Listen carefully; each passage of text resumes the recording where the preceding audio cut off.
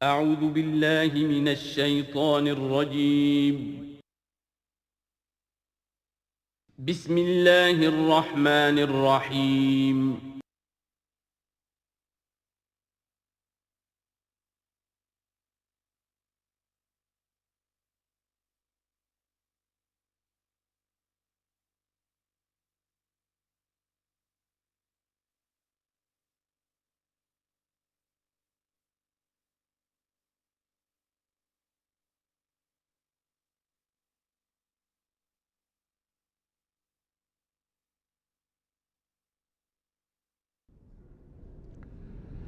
بسم اللہ اولہ و آخرہ۔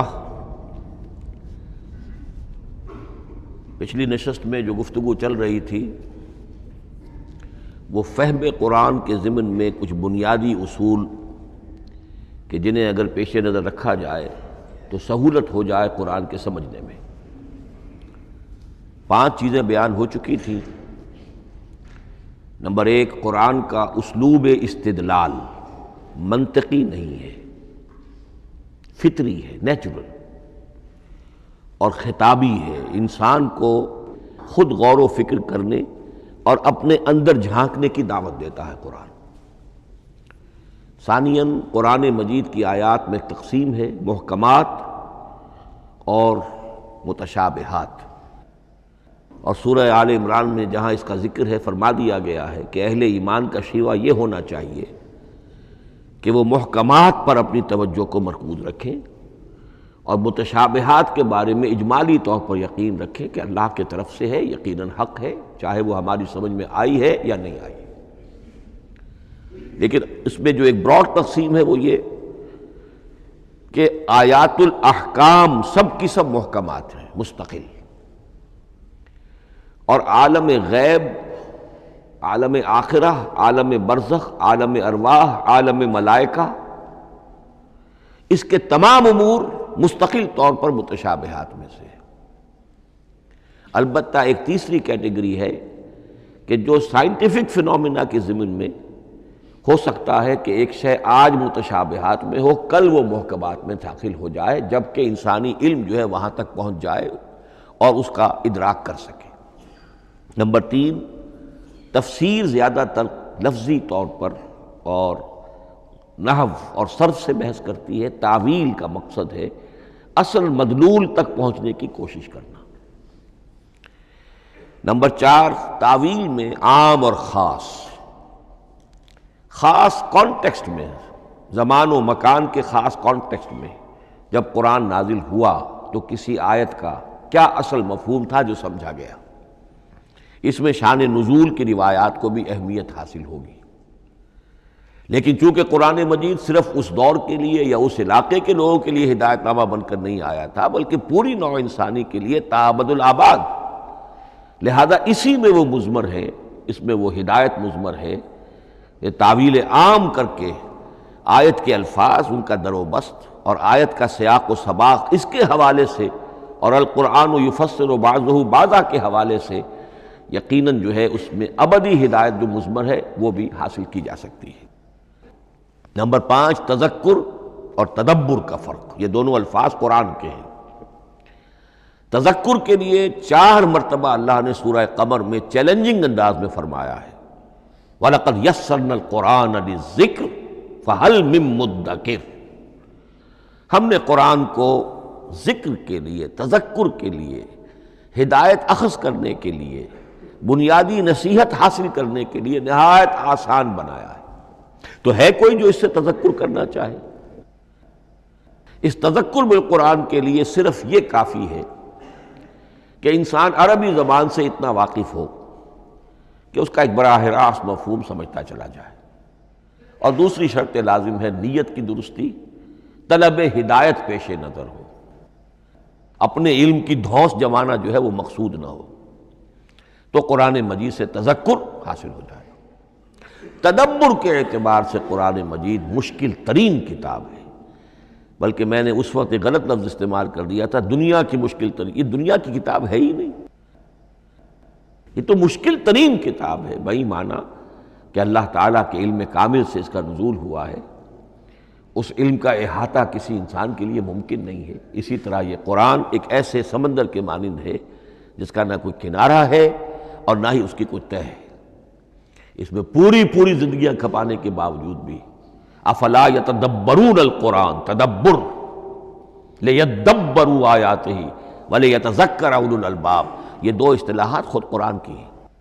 میرا جو کتابچہ ہے مسلمانوں پر قرآن مجید کے حقوق، اس میں میں نے ان پر تفصیل سے بحث کی۔ نمبر 6، دو اعتبارات سے قرآن مجید پر غور کرنے والے کا ایٹیچیوڈ ایک دوسرے سے بالکل متضاد ہوگا۔ احکام کے حوالے سے ایک طالب علم کا رخ پیچھے کی طرف ہونا چاہیے، اسلاف نے کیا سمجھا، ان سے پہلوں نے کیا سمجھا، ان سے پہلوں نے کیا سمجھا، صحابہ نے کیا سمجھا، یہاں تک کہ اپنے آپ کو محمد الرسول اللہ کے قدموں میں پہنچا دیجیے۔ دین کا عملی پہلو، حلال اور حرام، جائز و ناجائز، یہ چیزیں آپ کو، یہ نہیں کہ آپ کو نئے زمانے کی وہ جو بھی ریسرچ ہو اس کے حوالے سے اور نئے زمانے کے سائنسی جو حقائق ہیں ان کے حوالے سے بات کریں۔ دوڑ پیچھے کی طرف ہے گردش ایام تو، پیچھے سے پیچھے، پیچھے سے پیچھے، یہاں تک کہ مصطفیٰ برسا خیش را کے دی ہم اوست اگر بہو نہ رسیدی تمام بولا۔ لیکن حکمت، سائنس، اس کے حوالے سے آگے بڑھیے، آگے سے آگے بڑھیے۔ وہ تو میں عرض کر چکا ہوں کہ وہ جو فینومینا قرآن مجید میں سائنٹیفک مذکور ہیں، ان کی اصل حقیقت جو ہے وہ ہمارے اگر اسلاف کو سمجھ میں نہیں آ سکی تو بات سمجھ میں آتی ہے۔ ابھی اس علم کی سطح ہی اتنی کمزور تھی، اتنی نیچی تھی کہ اس کا ادراک ممکن نہیں تھا۔ اس میں آگے بڑھیے تو اس میں بالکل متضاد ہو گیا کہ ایک میں زمانے کا ساتھ دینے کی بجائے زمانے سے بھی آگے چلو، اور ایک میں پیچھے پیچھے پیچھے پیچھے، یہاں تک کہ محمد الرسول اللہ والذین معہ، محمد الرسول اللہ والذین معہ، ان کے قدموں تک اپنے آپ کو پہنچا دو۔ آخری شے فہم قرآن کے ضمن میں، لیکن یہ last but not the least کے مصداق ہے۔ یہ بات بہت صراحت کے ساتھ مولانا مودودی نے لکھی ہے تفہیم القرآن کے مقدمے میں، اور بہت اہم بات ہے، بہت اہم بات ہے۔ اور وہ یہ ہے کہ قرآن مجید ایک ایسی کتاب نہیں ہے جسے کوئی محقق اور ریسرچ اسکالر اپنی لائبریری میں بیٹھ کر اور ریفرنس بک سامنے رکھ کر ادھر سے ادھر اور سمجھ لے۔ اس کے سمجھنے کی شرط لازم یہ ہے کہ جو یہ راستہ دکھاتا ہے اس پر چلنا شروع کرے۔ ایک ایک قدم کے بعد قرآنی حقائق مزید منکشف ہوں گے، اور مزید منکشف ہوں گے، اور مزید منکشف ہوں گے۔ جب تک قرآن مجید کے بتائے ہوئے راستے پر آدمی چلے گا نہیں، قرآن کی اصل حقیقت اس پر کبھی منکشف نہیں ہوگی۔ چاہے تفسیر لکھ دے، وہ تو لفظوں کی بحث ہے، صرف اور نحو ہے یا روایات ہے، وہ جمع کر دیجئے۔ لیکن یہ کہ قرآن مجید کا صحیح فہم عمل کے بغیر ممکن نہیں۔ جیسے قرآن مجید میں آتا زادتہم ایمانا، ایمان بڑھتا ہے، عمل کے ذریعے سے ایمان بڑھتا ہے۔ میں اس میں ایک شے کا اضافہ کر رہا ہوں۔ میرے نزدیک قرآن مجید مینول آف ریولیوشن، محمد عربی صلی اللہ علیہ وسلم نے ایک عظیم انقلاب برپا کیا دنیا میں، اور ایک انقلابی جد و جہد کی ہے۔ دعوت کے قبول کرنے والوں کو منظم کرنا، ان میں سم و طاعت کی عادت پیدا کرنا، پھر ان میں تن من دھن قربان کرنے کا جذبہ پیدا کرنا، پھر ان کا تزکیہ کرنا، ان کی تربیت، پھر جب وہ تیار ہو جائیں تو باطل سے ٹکر، اور اس میں پھر جہاد اور قتال کے مراحل، تاکہ انقلاب آ گیا، اور یہ کہ جاء الحق وزہق الباطل ان الباطل کان زہوقا۔ اس جد و جہد کے ہر مرحلے پر قرآن نازل ہو رہا ہے، جو اس مرحلے کے جو مسائل ہیں، جو اس مرحلے کے پرابلمز ہیں، جو اس مرحلے کی مشکلات ہیں، ان سے بحث کر رہا ہے۔ اب اگر کوئی فرد یا کوئی گروہ اس پروسیس میں وہ داخل ہی نہیں، وہ سمجھ ہی نہیں سکتا کہ یہ جو بات کہی جا رہی ہے اس کا اصل محل کیا ہے، مقام کیا ہے، کیوں کہی جا رہی ہے۔ وہ تو جب اسی قسم کی انقلابی جد و جہد میں کوئی خود مبتلا ہوگا تو اسے معلوم ہوگا یہ تھی وہ مشکل، یا یہ تھا وہ مسئلہ، یا یہ تھا وہ مرحلہ جو اس وقت کی جو جد و جہد تھی محمد الرسول اللہ والذین معہ کی، کہ اس وقت یہ آیات نازل ہوئی۔ اس طریقے سے مینول آف ریولوشن میں کہا کرتا ہوں، چونکہ ہماری جو طب کی تعلیم ہوتی ہے ان میں مینول آف ڈسیکشن سب سے پہلے جو ہے اناٹومی پڑھائی جاتی ہے اور ڈیڈ باڈی کی ڈسیکشن ہوتی ہے، تو مینول آف ڈسیکشن جو ہے وہ پہلی کتاب ہوتی ہے جو ہمیں ملتی ہے۔ یہ ہوتا ہے، بتایا جاتا ہے یہاں ذرا شکاف دو اور یہ کھال کو کاٹو، اس کے اندر تمہیں یہ نظر آئے گا، یہ فیشیا ہے، پھر اسے اس کے اندر ایک اور شگاف دو، یہ نظر آئے گا۔ بالکل اسی طریقے سے قرآن مجید کی انگلی پکڑ کر اگر آپ چلیں گے تو پھر درجہ بدرجہ قرآن آپ پر منکشف ہوتا چلا جائے گا۔ اور اگر آپ نے اسے صرف ایک اکیڈمک ایکسرسائز بنا لیا، ایک علمی بات ہے، اس سے آگے کچھ نہیں، تو قرآن مجید کا جو اصل لب لباب ہے، جو اصل اس کا جوہر ہے، وہ کبھی منکشف نہیں ہوگا۔ اب آئیے ایک اہم موضوع، اعجاز قرآن کے وجوہ کیا ہیں۔ پہلی بات تو یہ سمجھ لیجئے کہ قرآن مجید کی حقانیت پر بنیادی طور پر دو قسم کی دلیلیں ہیں۔ ایک دلیل خارجی ہے،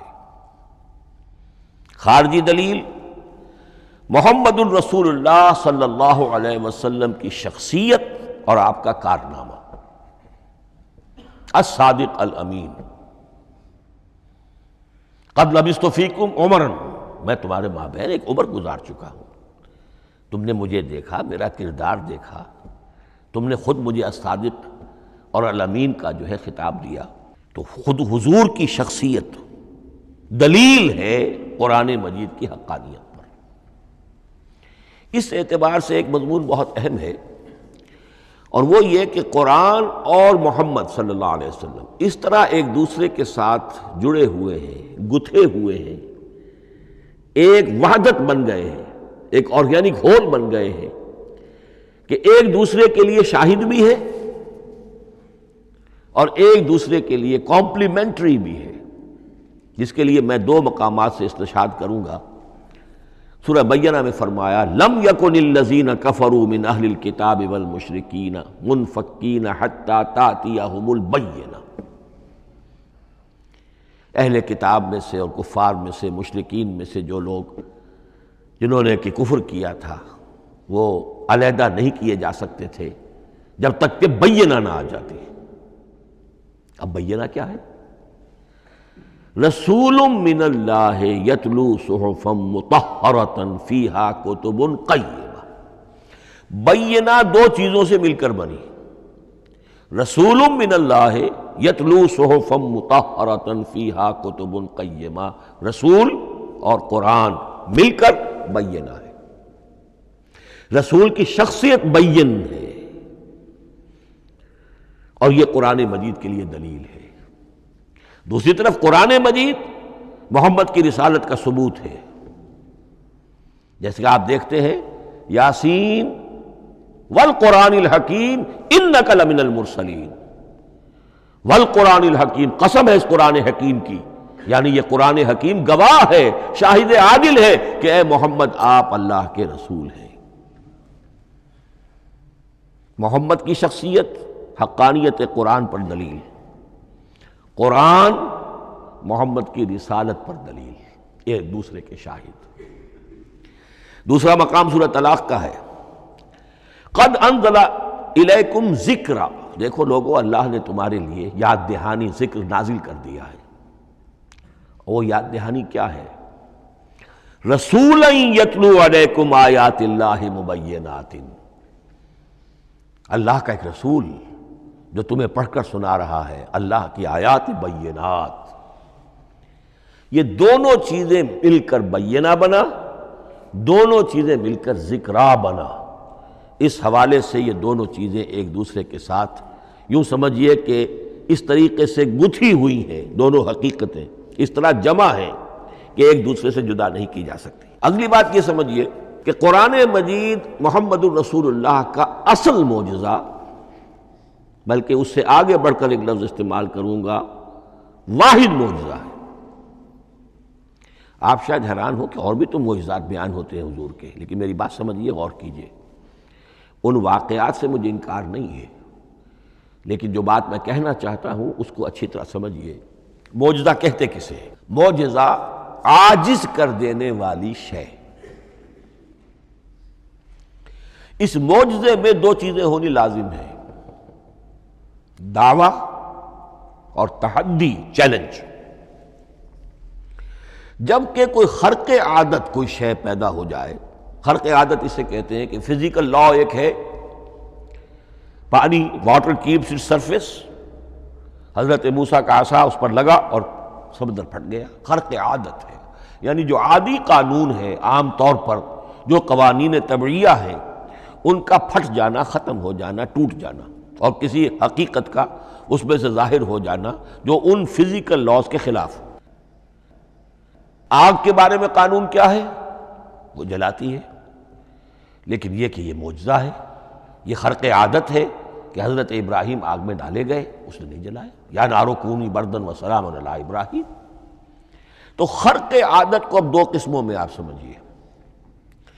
ایک خرق عادت وہ ہے جو دعوے کے ساتھ پیش کیا جائے، اپنی صداقت، اپنی رسالت کی حقانیت اور صداقت کے ثبوت کے طور پر، اور اس میں چیلنج کیا جائے کہ آؤ مقابلہ کر لو۔ وہ اس رسول کا اصل معجزہ ہوتا ہے۔ ایک خرق عادت وہ ہے جو اللہ تعالیٰ اپنے نیک بندوں کی بزرگی کو ظاہر کرنے کے لیے، غیر انبیاء کے لیے بھی کرامات جنہیں ہم کہتے ہیں ہو جاتی ہے۔ بہت سے صحابہ سے وہ کرامات ثابت ہیں۔ حضرت عمر رضی اللہ تعالی عنہ کو شام کا میدان جنگ دکھا دیا گیا، یا ساریۃ الی الجبل کے الفاظ آپ نے فرمائے۔ ابھی تو ٹیلی ویژن کہیں نہیں تھا، ابھی یہ سارے وسائل و ذرائع موجود نہیں تھے، یہ خرق عادت ہے۔ غیر نبی کے لیے اسے ہم کہیں گے کہ یہ کرامات ہے۔ نبی کے لیے لفظ معجزہ اختیار کر لیا جاتا ہے، لیکن معجزہ اس کو نہیں کہنا چاہیے، اصل میں یہ بھی نبی کے لیے کرامات کے درجے کی شے ہے جو اس سے بلند ہے۔ معجزہ وہ ہے جسے کوئی نبی دلیل کے طور پر پیش کرے اور اس پر چیلنج کرے کہ آؤ اور مقابلہ کرو۔ مثلا حضرت موسیٰ علیہ السلام کو دو معجزے دیے گئے، اور اس میں سے جو سانپ بن جانا تھا لاٹھی کا، وہ معجزہ ہے جس پر چیلنج بھی آیا اور ساحروں سے مقابلہ بھی کیا، اور ساحر شکست کھا گئے، عاجز آ گئے۔ القی السحرۃ ساجدین، وہ سارے جادوگر جو ہیں فوری طور پر بے اختیار سجدے میں گر گئے۔ آمنا برب موسیٰ و ہارون، ہم ایمان لے آئے موسیٰ اور ہارون کے رب پر۔ یہ معجزہ ہے۔ اس معنی میں محمد الرسول اللہ صلی اللہ علیہ وسلم کا معجزہ صرف قرآن حکیم۔ قرآن مجید میں آپ سورہ انعام میں بھی دیکھیں گے بہت ہی شدت کے ساتھ، سورہ بنی اسرائیل میں دیکھیں گے بڑی تفصیل کے ساتھ معجزے طلب کیے گئے۔ آپ اس مکے کی سرزمین میں ابھی ہمارے دیکھتے ہی دیکھتے چشمہ نکال دیجئے، ہم مان لیں گے آپ اللہ کے رسول ہیں۔ آپ ہماری نگاہوں کے سامنے آسمان پر چڑھ کر دکھائیے، پھر وہاں سے کتاب لے کر اتریے، پھر ہم سمجھ لیں گے آپ اللہ کے رسول ہیں۔ آپ کے لیے چشم زدن میں کوئی محل سونے کا چاندی کا تیار ہو جائے، مان لیں گے آپ کو اللہ کے رسول ہیں۔ آپ اس بے آب و گیا وادی میں فوراً ایک باغ جو ہے اپنے لیے بنا کے دکھا دیں، مان لیں گے کہ آپ اللہ کے رسول ہیں۔ ایسے تمام مطالبات پر اللہ تعالیٰ کی طرف سے کوڑا جواب ملا، اللہ اس قسم کی کوئی شے نہیں دکھائے گا۔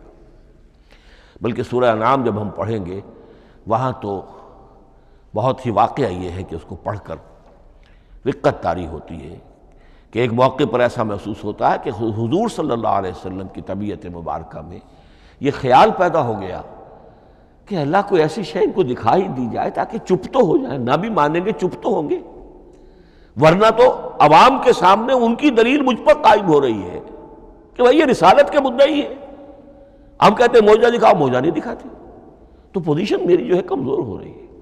وہاں جس انداز میں اللہ نے کہا ہے، ہرگز نہیں، اے نبی اگر آپ کے اختیار میں ہے تو کہیں آسمان پر سیڑھی لگا لیجئے، یا زمین میں سرنگ لگا کے کوئی معجزہ لا سکتے ہو تو لے آئیے، ہم نہیں دکھائیں گے۔ لقت طاری ہوتی ہے۔ تو حضور کا معجزہ اس معنی میں صرف ایک ہے اور وہ قرآن ہے۔ اچھا، اس کے لیے کیسے کیسے چیلنج کیے گئے؟ ام یقولون تقولہ بل لا یؤمنون فلیاتوا بحدیث مثلہ ان کانوا صادقین، سورۃ الطور۔ کیا ان لوگوں کا کہنا یہ ہے کہ یہ کلام خود محمد نے موضوع کر لیا ہے صلی اللہ علیہ وسلم؟ تو اگر ایسی بات ہے تو وہ بھی ایسا ہی کلام پیش کر دیں۔ تحدی، اس چیلنج کو کوئی قبول نہیں کر سکا۔ کم سے کم اس شرافت کا اقرار کرنا پڑتا ہے کہ اس وقت عرب قوم میں یہ شرافت تھی کہ کسی نے اٹیمپٹ بھی نہیں کی، ورنہ کوئی شخص الٹی سیدھی عبارت لکھ کر لے آتا اور کھڑا ہو کر کہہ دیتا کہ ٹھیک میں کہتا ہوں یہ ہے، یہ قرآن کی طرح کا کلام ہے۔ نہیں، کسی نے نہیں کیا۔ تاریخ یہ بتاتی ہے کہ اس تحدی کا کوئی کسی نے قبول نہیں کیا۔ اسی طرح فرمایا سورہ بنی اسرائیل میں قُلْ لَئِنِ اجْتَمَعَتِ الْإِنسُ وَالْجِنُّ عَلَىٰ أَن يَأْتُوا بِمِثْلِ هَٰذَا الْقُرْآنِ لَا يَأْتُونَ بِمِثْلِهِ وَلَوْ كَانَ بَعْضُهُمْ لِبَعْضٍ ظَهِيرًا۔ چیلنج ہے، اے نبی کہہ دیجئے اگر تمام انسان، تمام جن مل کر بھی چاہیں کہ ایسی کوئی کتاب وہ مرتب کر لیں، نہیں کر سکیں گے، چاہے وہ سب کے سب ایک دوسرے کی مدد کریں۔ ہے کہ نہیں چیلنج؟ اسی طریقے سے سورہ ہود میں فرمایا، اب اس کو کہتے ہیں برسبیل تنزل، پوری کتاب نہیں لا سکتے قرآن جیسی، چلو تو 10 سورتیں ہی لے آؤ۔ قُلْ فَأْتُوا بِعَشْرِ سُوَرٍ مِثْلَهُ مُفْتَرَيَاتٍ، اے کہیے اے نبی، سورہ ہود کی آیت نمبر 13 ہے، اس جیسی کوئی 10 سورتیں ہی لے آؤ۔ 114 نہ صحیح، 10 صحیح۔ یہ بھی نہیں ہوا تو برسبیل تنزل اور سورہ یونس میں فرمایا قُلْ فَأْتُوا بِسُورَةٍ مِّن مِثْلِهِ، ایک سورت ہی لے آؤ۔ اور اسی کو سورہ بقرہ کے 30 رکوع میں دہرایا گیا، وَإِن كُنتُمْ فِي رَيْبٍ مِّمَّا نَزَّلْنَا عَلَىٰ عَبْدِنَا فَأْتُوا بِسُورَةٍ مِّن مِّثْلِهِ وَادْعُوا شُهَدَاءَكُم مِّن دُونِ اللَّهِ إِن كُنتُمْ صَادِقِينَ۔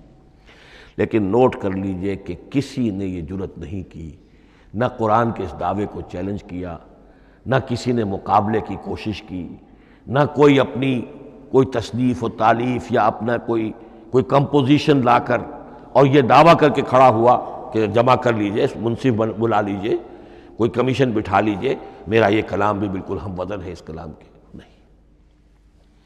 اب ہمیں دیکھنا یہ ہے کہ وجوہ اعجاز قرآن مجید کے کیا کیا ہیں۔ معجزہ تو یہ ہے، حضور کا اصل معجزہ یہ ہے، لیکن معجزہ کس کس پہلو سے ہے؟ یہ ایک ایسا موضوع ہے کہ جس پر پوری تصانیف لکھی گئی ہیں۔ وجوہ الاعجاز، وجوہ اعجاز القرآن، قرآن کے معجزہ ہونے کے کون کون سے پہلو ہیں۔ اس کا واقعہ یہ ہے کہ احسان ناممکن ہے، اور جیسے جیسے زمانہ آگے بڑھے گا اس کے اور پہلو واضح ہوتے جائیں گے۔ سنوریہم آیاتنا فی الآفاق وفی انفسہم حتی یتبین لہم انہ الحق۔ لیکن یہ کہ کس کس پہلو سے یہ معجزہ ہے، چند موٹی موٹی باتیں ضرور سمجھ لیجئے۔ لغت، ادب، فصاحت، بلاغت، عذوبت، مٹھاس،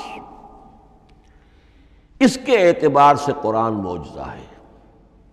لیکن اس اعتبار سے قرآن معجزہ ہے یا تو تھا اپنے زمانے کے عربوں کے لیے، غیر عرب کے لیے تو نہیں تھا۔ غیر عرب جو ہے قرآن مجید کی جو بھی فصاحت و بلاغت ہے، اس کا جو لٹریری بیوٹی ہے، اس کو تو وہ اپریشیٹ نہیں کر سکتا تھا۔ یہ حصہ جو ہے یا تو عربوں کے لیے تھا اس وقت دائمی، یا آج بھی عرب کچھ نہ کچھ، بہرحال عربی ان کی زبان ہے، وہ پڑھتے ہیں، جیسا کہ میں نے عرض کیا تھا، چاہے عیسائی ہوں اور چاہے یہودی ہوں، وہ بھی اپنے ہاں لٹریچر کی، عربی لٹریچر کی ہائیسٹ کتاب کی حیثیت سے قرآن مجید کو پڑھانے پر مجبور ہے۔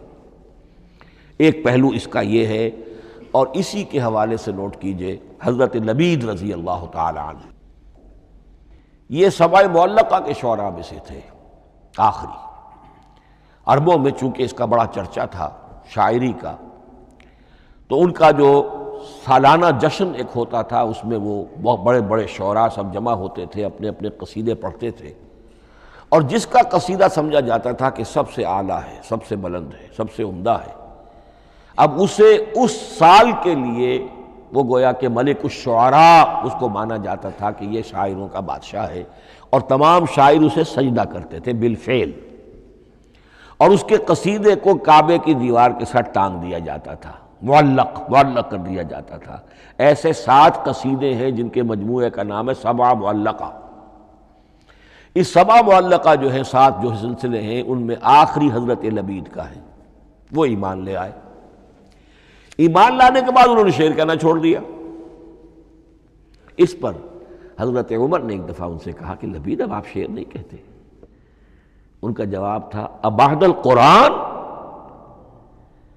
کیا قرآن کے بعد بھی کسی کے لیے کوئی موقع ہے کہ وہ کچھ کہنے کی کوشش کرے؟ فصاحت اور بلاغت کی تو معراج قرآن مجید ہے، وہ آ چکی ہے۔ تو جہاں تک اہل عرب کے لیے اس کا معجزہ ہونا خاص طور پر اس دور میں اور اب بھی کسی درجے میں، اس میں تو اہمیت ہے اس کی ادبیت، اس کی فصاحت، اس کی بلاغت، اس کی عذوبت۔ دائمی اور ابدی یہ کس اعتبار سے معجزہ ہے؟ عہد حاضر میں اور غیر عرب لوگوں کے لیے۔ نمبر 1، سائنسی حقائق کا انکشاف۔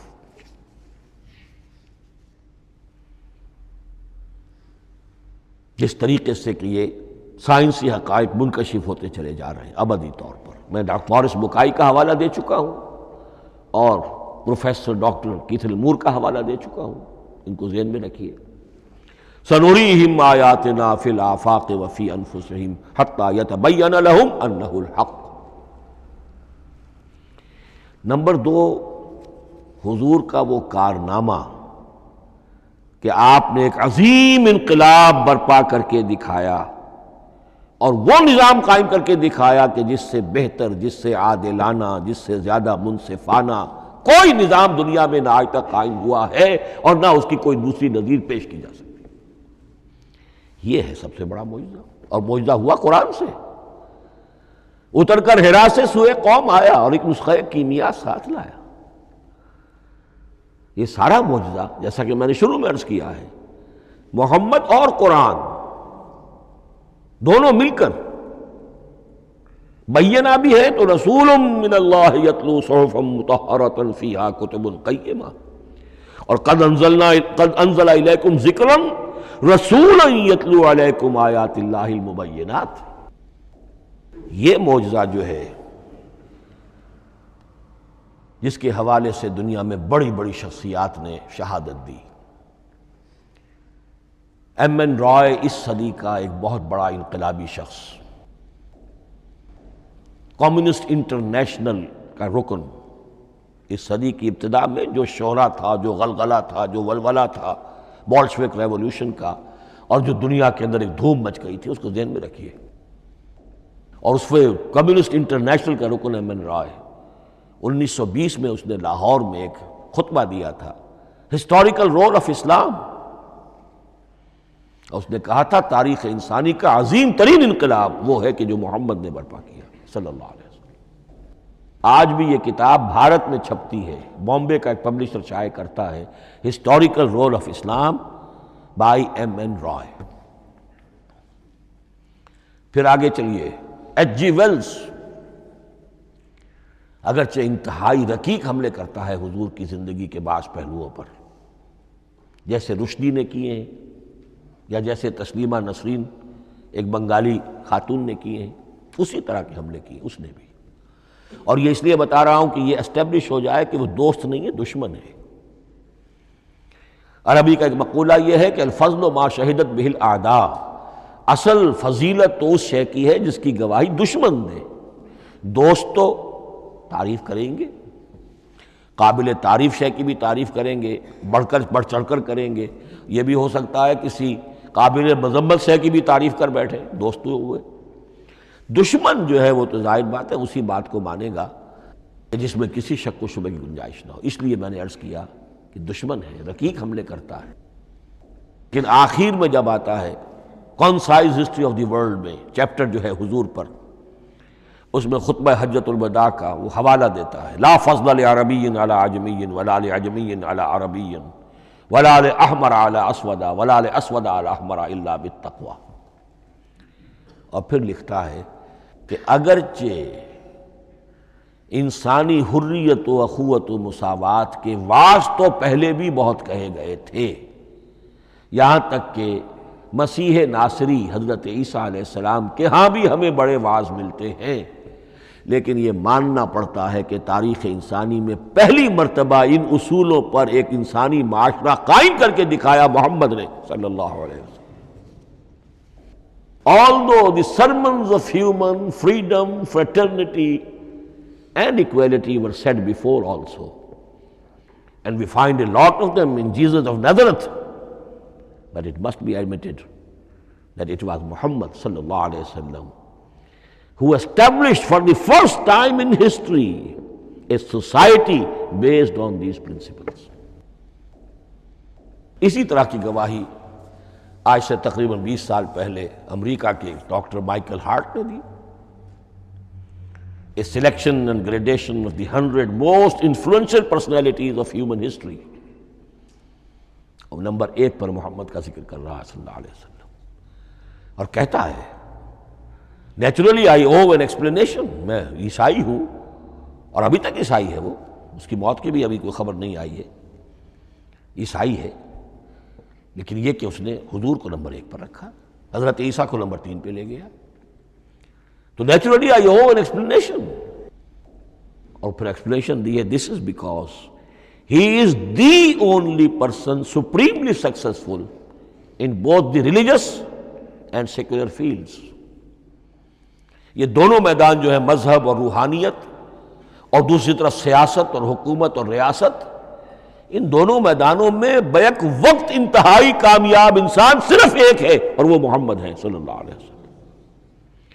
یا تو آدمی اس میں اونچا ہوتا ہے، روحانیت میں ہے، دین میں ہے، اخلاق میں ہے، تو سیاست اور ریاست میں زیرو ہوگا، یا کوئی بہت بڑا بادشاہ ہے، بڑا حکمران ہے، بڑا فاتح ہے، سکندر اعظم ہے، تو وہ اخلاقیات میں اور روحانیات میں زیرو نہیں، مائنس ہوگا۔ یہ معاملہ کہ دونوں میں this is because he is the only person supremely successful in both the religious and the secular fields۔ لیکن یہ بات نوٹ کر لیجئے کہ جو تازہ ایڈیشن ہے اس کتاب کا، اس میں سے یہ پیسج نکال دیا ہے نئے جو ایڈیٹرز ہیں انہوں نے، اس کے لیے آپ کو کسی پرانے ایڈیشن سے رجوع کرنا پڑے گا، concise history of the world, اور وہ لائبریریوں میں مل جائے گا۔ علامہ اقبال نے اس بات کو یوں بیان کیا ہے، ہر کجا بینی جہان رنگ و بو، کہ از خاکش بروید آرزو، یاد نور مصطفیٰ اورا بہاس، یا ہنود اندر تلاش مصطفیٰ است۔ اس دنیا میں تمدن کے اعتبار سے، اخلاق کے اعتبار سے، معاشرت کے اعتبار سے کہیں کوئی خوبی اگر تمہیں نظر آتی ہے، کوئی رمق نور کی، خوبی کی، بھلائی کی، رنگ و بو، جان لو کہ یا تو وہ نور محمدی سے مستعار لی گئی ہے، اور یا ابھی تک انسان ابھی محمد کی تلاش میں ہے، ادھر جا رہا ہے، قافلہ ادھر جا رہا ہے، نوع انسانی کا چاروں ناچار ادھر جا رہا ہے۔ سوشل ایوولوشن کا پروسیس انسان کو افراط و تفرید کے دھکوں کے باوجود تدریجاً لے کر جا رہا ہے بحیثیت مجموعی پوری مین کائنڈ کو اسی بات کی طرف کہ جس کی طرف دعوت دی تھی محمد رسول اللہ صلی اللہ علیہ وسلم۔ ہر کجا بینی جہان رنگ و بو، کہ از خاکش بروید آرزو، یا ز نور مصطفیٰ اورا بہاست، یا ہنود اندر تلاش مصطفیٰ است۔ اسی اعتبار سے میں ایک بات اور کہہ رہا ہوں، اس پہلو سے واقعہ یہ ہے کہ میرے نزدیک اس دور میں اعجاز قرآن کی سب سے بڑی نمائندہ شخصیت، اعجاز قرآن کا سب سے بڑا مظہر علامہ اقبال کی ذات ہے۔ 20ویں صدی کا مفکر، فلسفی، مشرق و مغرب کے فلسفے پڑھ چکا، قدیم اور جدید فلسفہ سب کا مطالعہ کیا، اور اس کے بعد اس کو قرآن کی حقانیت پر جو یقین نظر آیا ہے، قرآن کی عظمت جس طرح اس پر منکشف ہوئی ہے، وہ واقعہ یہ ہے کہ مجھے کم سے کم اپنی محدود معلومات کی حد تک عظمت قرآن کا وہ انکشاف کسی دوسرے شخص پر نظر نہیں آتا۔ انہوں نے جس طریقے سے مرثیے کہے ہیں کہ مسلمان قوم نے کس طرح قرآن کو چھوڑا ہوا ہے، واعظ ہے تو قرآن سے نہیں، کہیں اور سے۔ تربیت اور تزکیہ نفس ہے تو اس کا تعلق قرآن سے نہیں، وہ بھی کچھ اور مستعار چیزیں ادھر سے ادھر سے لے لی ہیں۔ فلسفے ہیں تو کہیں اور سے لے لیے ہیں، قرآن سے حکمت جو ہے وہ اخذ نہیں کی گئی ہے۔ کیسے کیسے انہوں نے عظمت قرآن کا جو انکشاف ان پر ہوا اس کی تعبیر کی ہے۔ کتاب زندہ قرآن حکیم، حکمت او لا یزا نست و قدیم، حرف اورا ریب نئے، تبدیل نئے، آیا شرمندہ تعویل نئے، فاش گویا ماچے در دل مضمر است، یہ کتابیں نیز چیزیں دیگر است، مثل حق پنہاؤ ہم پیداستو، زندہ و پائندہ و گویاستو، چون بجاں در رفت جہاں دیگر شود، جہاں چو دیگر شد جہاں دیگر شود۔ میں اس میں خاص طور پر دو اشعار آپ کو اس وقت سنانا چاہتا ہوں۔ انہوں نے حضور سے مناجات کرتے ہوئے دو اشعار کہیں، اس سے آپ کو اندازہ ہوگا کہ انہیں کتنا یقین تھا کہ میرے سارے فکر کا منبع قرآن حکیم ہے۔ کہتے ہیں گر دلم آئینہ بے جوہر است، اے اللہ کے رسول صلی اللہ علیہ وسلم، اگر میرا دل اس آئینے کے مانند ہے جس میں چمک نہیں ہے، ورب حرفم غیر قرآن مضمر است، اور اگر میرے پیغام میں قرآن کے سوا کوئی شے شامل ہو گئی ہے، قرآن کے سوا کوئی چیز اس میں چھپی ہوئی ہے، مضمر ہے، پردہ ناموس فکرم چاک کن، تو میرے فکر کی ناموس کے دھجیاں بکھیر دیجئے۔ پردہ ناموس فکرم چاک کن، این خیاباں راز خارم پاک کن، اس شاہراہ کو اس کانٹے سے پاک کر دیجئے، کانٹا میرا، میں کانٹے کے مانند ہوں، پھر اٹھا کر پھینک دیجئے۔ روز محشر خار و رسوا کن مرا، بے نصیب از بوسہ پاک کن مرا، قیامت کے دن مجھے ذلیل و خوار کیجیے گا اور اپنے قدموں، اپنے پائے مبارک کا بوسہ لینے سے محروم کر دیجیے گا۔ یہ اتنی بڑی بد دعا جو اقبال اپنے آپ کو دے رہا ہے، تو کس قدر یقین اسے حاصل ہے کہ اس نے قرآن کی ترجمانی کی ہے۔ اب آئیے، بہت چھوٹے چھوٹے دو اور مضمون ہیں۔ قرآن حبل اللہ ہے، اس کے کیا معنی ہے؟ حبل رسی کو کہتے ہیں، اللہ کی رسی۔ حبل من مسد، سورہ لہب میں یہ لفظ آیا ہے۔ امام راغب نے اس کی تعبیر کی ہے، استعیر للوصل ولکل ما یتوصل به الی شیء، یا تو تعلق کو حبل سے استعارہ دیا جاتا ہے، استعارے کے طور پر حبل کا لفظ کسی تعلق کے لیے استعمال ہوتا ہے، یا کسی شے تک پہنچنے کا ذریعہ، وہ حبل ہے۔ اب یہ ہمیں لفظ ملتا ہے حضرت علی رضی اللہ تعالیٰ عنہ کی روایت میں، هو حبل اللہ المتین، ترمذی میں یہ الفاظ موجود ہیں، حضرت علی سے منقول ہے رضی اللہ تعالیٰ عنہ، یہی ہے اللہ کی مضبوط رسی۔ کیونکہ قرآن مجید میں آتا ہے وَاعْتَصِمُوا بِحَبْلِ اللَّهِ جَمِيعًا، تو حبل اللہ کون سی ہے؟ پھر یہ حضرت عبداللہ ابن عمر سے بھی ہے، یہ روایت موجود ہے رزین میں، هو حبل اللہ المتین، یہ قرآن ہی اللہ کی مضبوط رسی ہے۔ اللہ سے اب اس کے دو پہلو ہیں، ایک تو یہ کہ یہ اللہ سے جوڑنے والی ہے، تقرب اللہ کا ذریعہ ہے، وصول الشیء، کسی چیز تک پہنچانے والی شے، اس کا سہل ترین، اللہ کے تقرب کا سہل ترین ذریعہ، مؤثر ترین ذریعہ قرآن حکیم ہے۔ چنانچہ ترمذی میں حضرت عبداللہ ابن مسعود کا یہ قول موجود ہے، القرآن حبل اللہ الممدود من السماء الی الارض، قرآن تو اللہ کی وہ رسی ہے جو تنی ہوئی ہے آسمان سے زمین کی طرف۔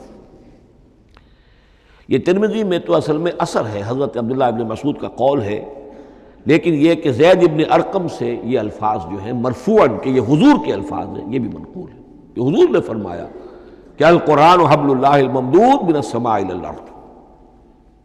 اور ایک بڑی پیاری روایت ہے طبرانی کی معجم کبیر میں کہ ایک مرتبہ حضور اپنے حجرے سے برآمد ہوئے، مسجد نبوی کے ایک گوشے میں دیکھا کچھ صحابہ بیٹھے ہوئے قرآن سمجھ رہے ہیں، سمجھا رہے ہیں، پڑھ رہے ہیں، مذاکرہ قرآن۔ آپ کے چہرے پر بڑے بشاشت کے آثار ظاہر ہوئے، خوشی کے آثار۔ آپ چل کر تشریف لائے، پہلے ایک سوال کیا، الستم تشہدون اللہ الہ الا اللہ وانی رسول اللہ وہذا القرآن جاء من عند اللہ، کیا آپ لوگ اس کے گواہ نہیں ہیں کہ اللہ کے سوا کوئی معبود نہیں اور میں اللہ کا رسول ہوں، اور یہ قرآن خاص اللہ کے پاس سے آیا ہے؟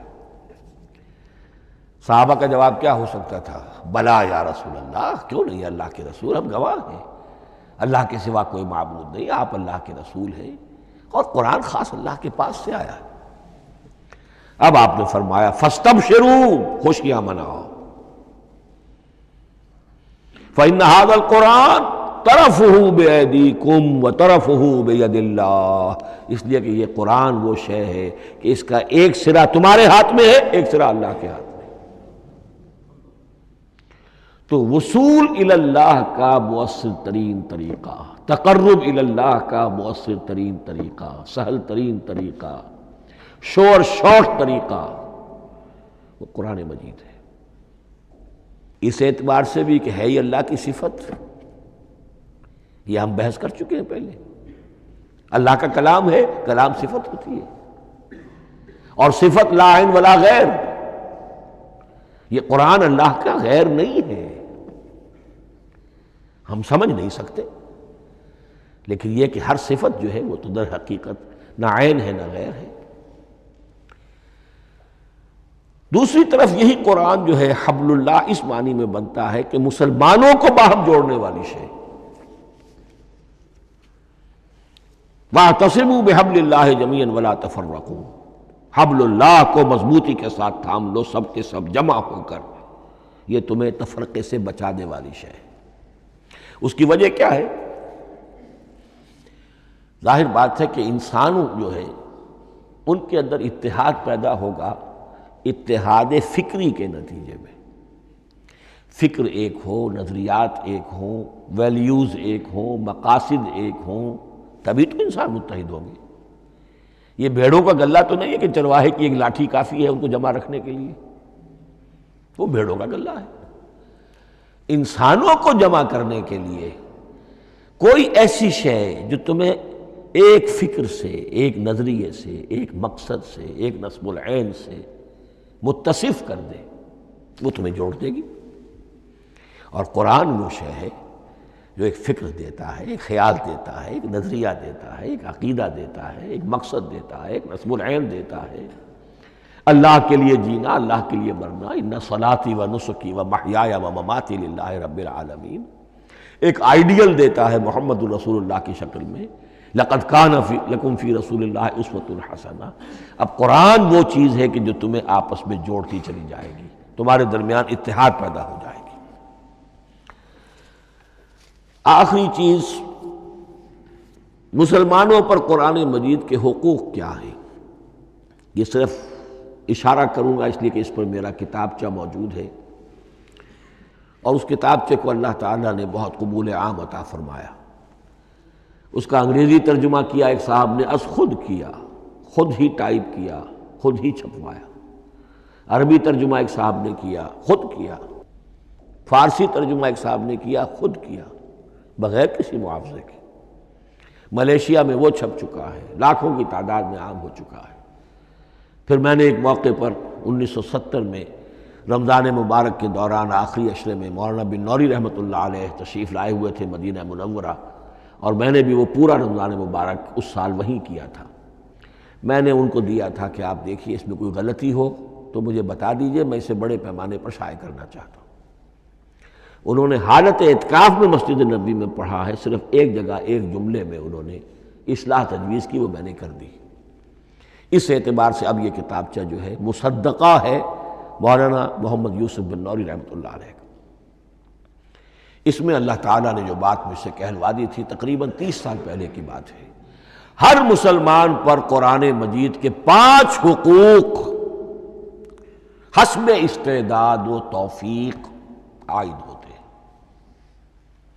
پہلے یہ کہ اس پر ایمان ہو جیسا کہ ایمان کا حق ہے، صرف زبانی ایمان نہیں، دل سے یقین کہ یہ اللہ کا کلام ہے۔ اور اس کا نتیجہ کیا ہوگا؟ پھر عظمت اس کی پیدا ہوگی، ایمان و تعظیم، یہ پہلا حق ہے۔ تلاوت و ترتیل، اس کو پڑھے جیسے کہ پڑھنے کا حق ہے، پھر سمجھے جیسے کہ سمجھنے کا حق ہے، تذکر و تدبر، پھر عمل کرے، انفرادی طور پر بھی اجتماعی طور پر بھی۔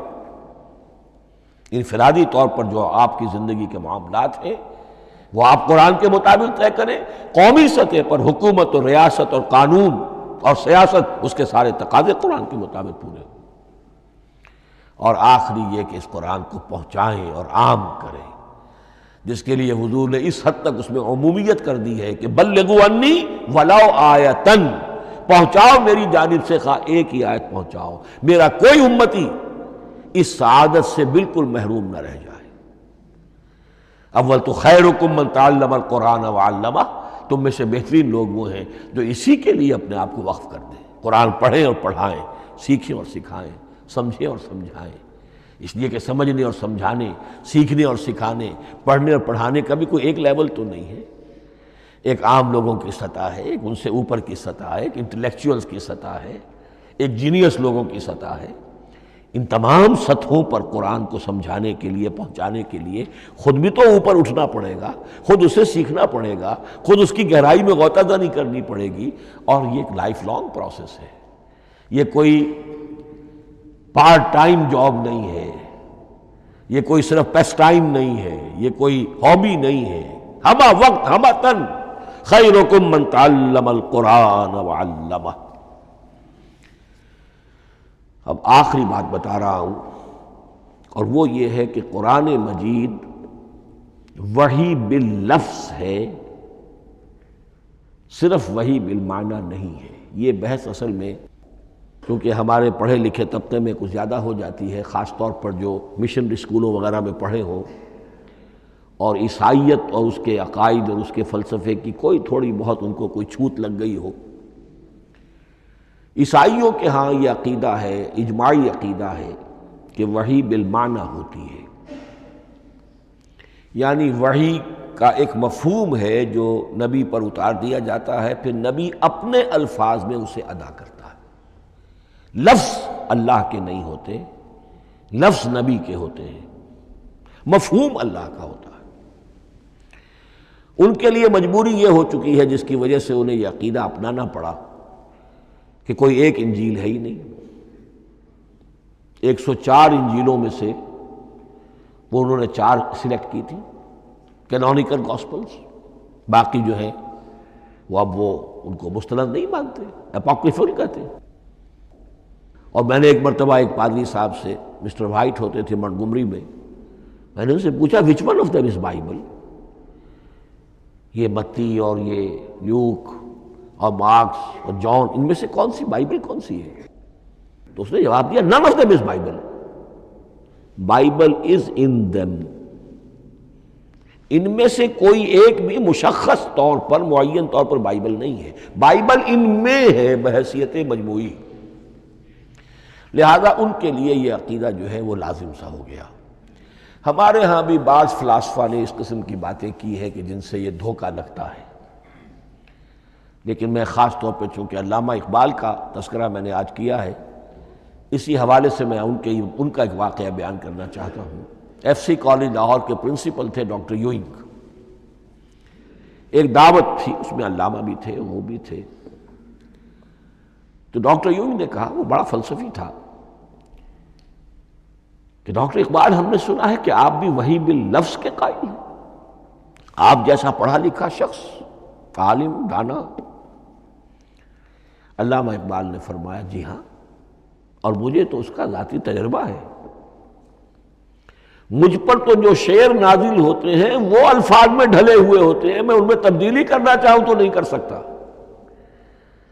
تو اگرچہ اس سوال، اس جواب کو ہم کہیں گے کہ یہ الاجوبۃ المسکتہ، مسکت، چپ کر دینے والا جواب تھا کہ جو علامہ اقبال نے دیا، لیکن ذہن میں رکھیے یہ کہ جو وحی باللفظ ہے وہ ختم ہو چکی محمد الرسول اللہ صلی اللہ علیہ وسلم پر۔ وحی رسالت وحی باللفظ ہے، وہ ختم ہو چکی۔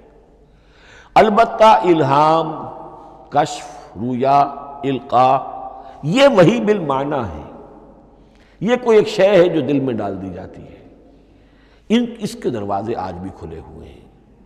اور یہ جان لیجئے قرآن مجید کی حقانیت کا جو اصل ثبوت ہے وہ یہ ہے کہ آپ اسے اپنے باطن کے اندر محسوس کریں۔ یہ جو باطنی تجربہ علامہ اقبال نے کہا ہے کہ انسان اپنے باطن میں محسوس کرے کہ ہاں یہ بات ہے، ٹھیک ہے، اس کے لیے کہ علامہ ابن قیم رحمۃ اللہ علیہ کا قول ایسا ہے، بڑا پیارا قول ہے۔ قرآن کے کچھ پڑھنے والے ایسے ہیں جب قرآن کو پڑھتے ہیں تو یوں محسوس کرتے ہیں کہ ہم مصحف سے نہیں پڑھ رہے، لوح قلب سے پڑھ رہے ہیں، ہمارے دل پر لکھا ہوا قرآن موجود ہے۔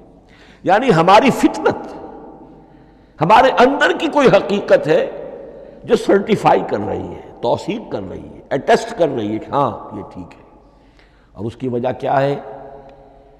ہماری روح اور اس قرآن کا منبع وہ ایک ہی ہے، وہ ذات باری تعالیٰ ہے، یہ کلام اللہ ہے، اور ہماری روح امر اللہ۔ یسألونک عن الروح قل الروح من امر ربی وما اوتیتم من العلم الا قلیلا۔ بس میں اسی پر اکتفا کر رہا ہوں۔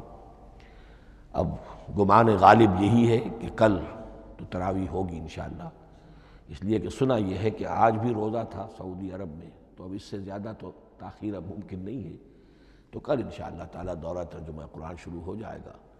بارک اللہ لی ولکم فی القرآن العظیم ونفعنی وإیاکم بالآیات والذکر الحکیم۔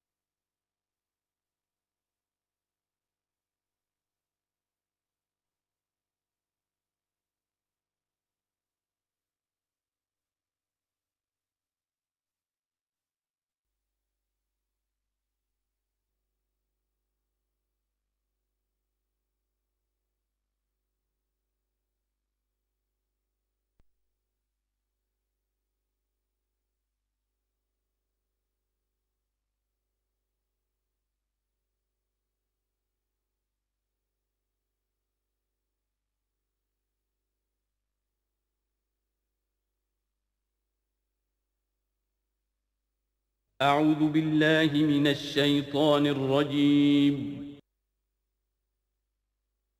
بسم الله الرحمن الرحيم.